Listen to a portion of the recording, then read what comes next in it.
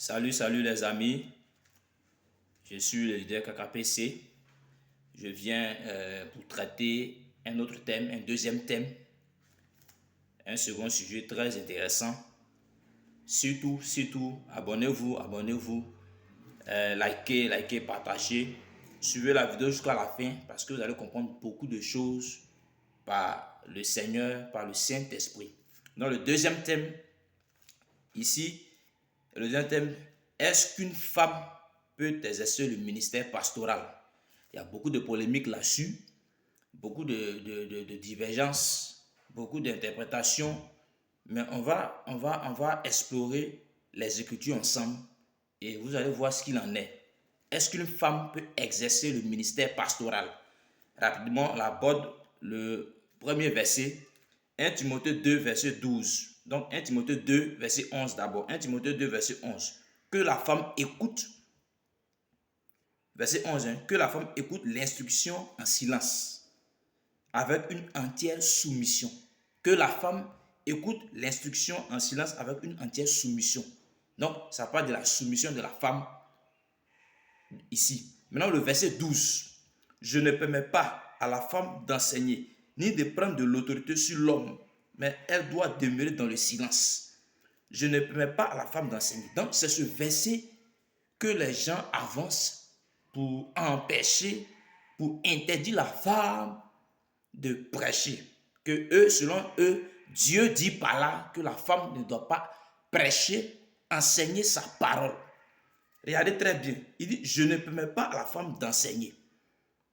Vous ne pouvez pas prendre une portion de l'écriture, une partie de l'écriture et donner une interprétation seulement.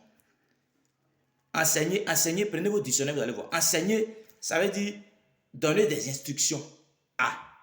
Donner des indications, éduquer, former. Et puis regardez très bien la phrase. Je ne permets pas à la femme d'enseigner, ni de prendre autorité sur l'homme. Qu'est-ce que la femme ne doit pas enseigner? La femme ne doit pas enseigner l'homme. La femme ne doit pas prendre autorité sur l'homme. Il y a une conjonction de coordination qui est juste devant la phrase ni pour coordonner, comme son nom l'indique, deux idées afin de traduire la pensée véritable de Dieu. On peut enseigner plusieurs choses. Il dit, je ne permets pas à la femme d'enseigner. Enseigner quoi? La phrase continue avec la conjonction de coordination ni de prendre autorité sur l'homme. C'est-à-dire que ce n'est pas la femme qui doit donner des indications à l'homme. Ce n'est pas la femme qui doit donner des instructions à l'homme. Ce n'est pas la femme qui doit éduquer l'homme. Même, ce n'est pas la femme qui doit prendre autorité sur l'homme. Non. Ce n'est pas la femme. Autorité, c'est quoi? Commander. Elle ne doit pas commander l'homme. Ce n'est pas de son ressort. Et par la suite, il avance, il dit, car Adam a été formé le premier. Ève ensuite. Et ce n'est pas Adam qui a été séduit, c'est la femme qui séduit, s'est rendue coupable de transgression. Donc c'est Adam qui a été formé le premier. Donc c'est lui qui est chef. C'est lui qui doit enseigner la femme. C'est lui qui doit prendre autorité sur la femme. C'est-à-dire c'est lui qui doit lui donner des instructions. Fais ça, fais ça, fais ça. C'est lui qui doit l'éduquer. Parce qu'il va la chercher chez ses parents. Il poursuit son éducation. Et c'est lui qui doit lui donner des instructions. C'est tout ce qu'on appelle enseigner. Et c'est lui qui doit prendre de l'autorité sur la femme. C'est-à-dire c'est lui qui doit la commander. C'est de ça qu'il s'agit ici. Ça traite le plus souvent une relation conjugale dans un couple. C'est de ça qu'il s'agit. Ça n'a rien à voir avec enseigner la parole de Dieu. Sinon, en quoi la prédication de la femme bafoue, comment dirais-je, ou déshonore l'autorité de l'homme?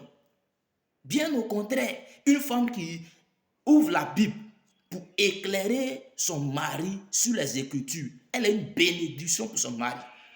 Parce que figurez-vous que là où l'autorité de l'homme se limite, c'est là celle du Seigneur Jésus-Christ commence.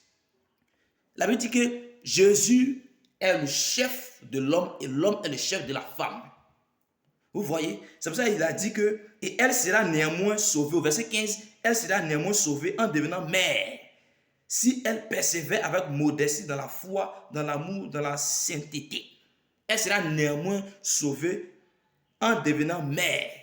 Donc là, il parle d'une relation conjugale entre monsieur et madame, elle sera néanmoins sauvée si elle, en devenant mère, c'est-à-dire quoi? Dans un couple.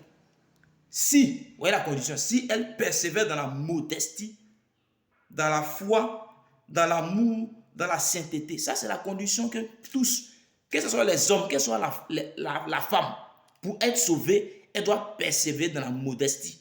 L'homme aussi, pour être sauvé, il doit persévérer dans la modestie, il doit persévérer dans la foi, dans l'amour, dans la sainteté. Donc, vous voyez, donc, quand on médite ce passage, cette portion de l'écriture, on voit qu'il ne s'agit même pas d'un enseignement de la parole de Dieu. Vous allez voir par la suite quel est le verset même qui autorise la femme à le faire. Suivez la vidéo jusqu'à la fin. On va passer à la deuxième étape.